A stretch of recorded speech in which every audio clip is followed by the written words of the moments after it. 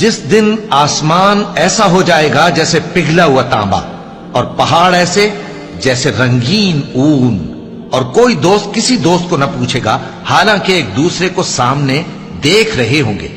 اس روز گناہگار چاہے گا کہ کسی طرح اس دن کے عذاب کے بدلے میں سب کچھ دے دے، یعنی اپنے بیٹے اور اپنی بیوی اور اپنے بھائی اور اپنا خاندان جس پہ وہ رہتا تھا، اور جتنے آدمی زمین پر ہیں غرض سب کو دے ڈالے، پھر اپنے آپ کو عذاب سے چھڑا لے۔ لیکن ایسا ہرگز نہیں ہوگا۔ وہ بھڑکتی ہوئی آگ ہے، کھال ادھیڑ کر کلیجہ نکال لینے والی۔